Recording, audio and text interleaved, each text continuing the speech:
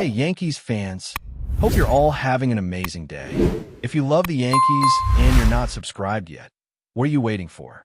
Now, let's get into the latest updates because, honestly, we've got some frustrating news to go over.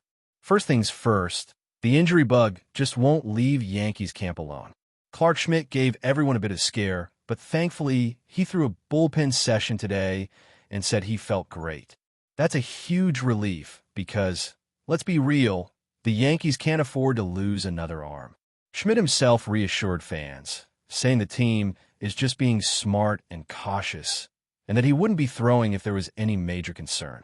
That's what we like to hear. But let's imagine, just for a second, a nightmare scenario where Schmidt starts the season on the IL, alongside Luis Gil and Garrett Cole. What does that mean for the Yankees' rotation? Well, it's not ideal.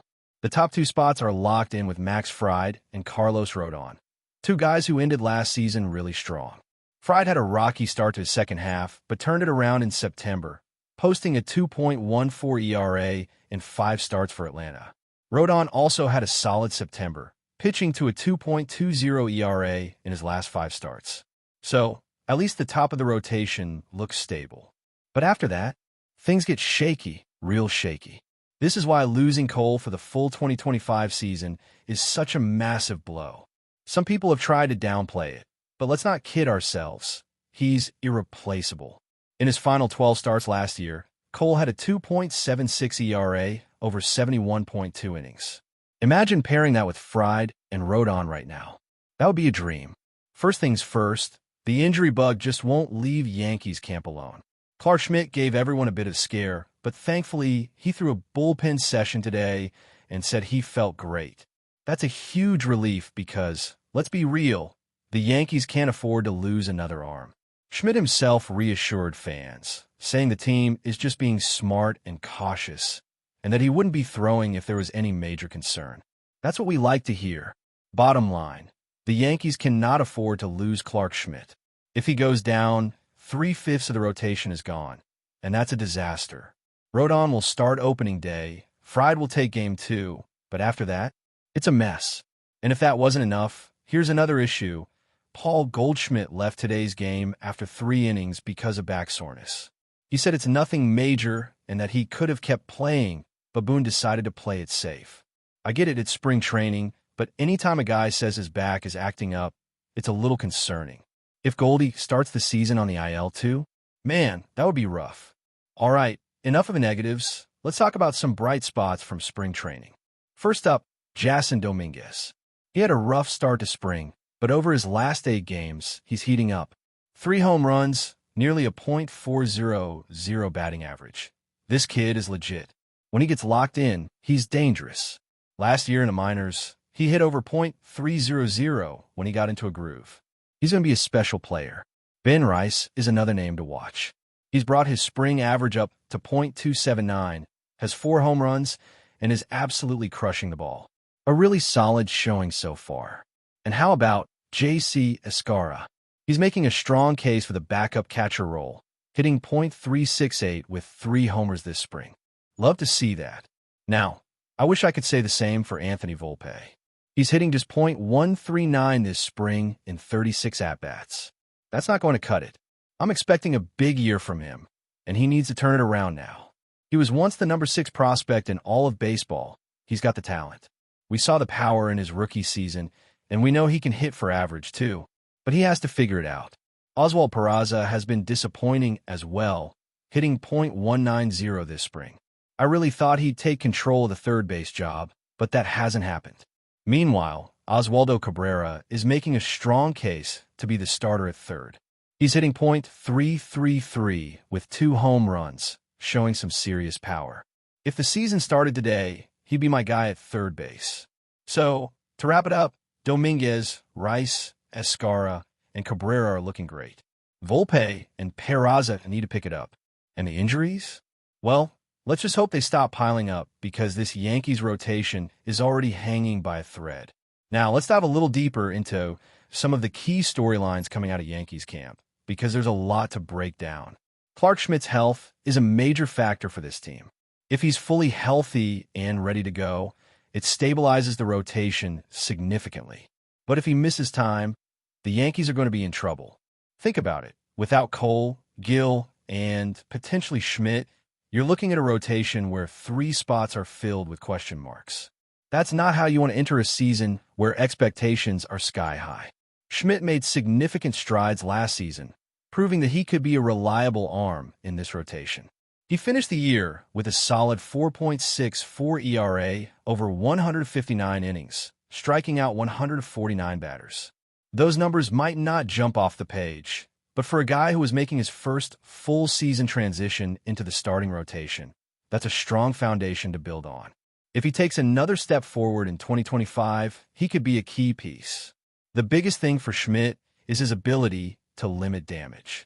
He's got solid swing and miss stuff, but he needs to keep his walk rate in check and avoid the big innings that sometimes got him into trouble last year. His sinker-cutter combination is effective, and if he can refine his command just a little more, he has the potential to be a dependable number 3 starter behind Fried and Rodon. But again, that all depends on his health.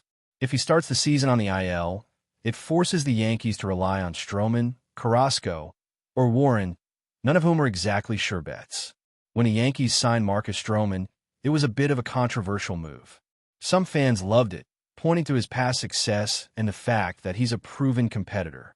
Others weren't so sure, especially after his rough second half in 2024.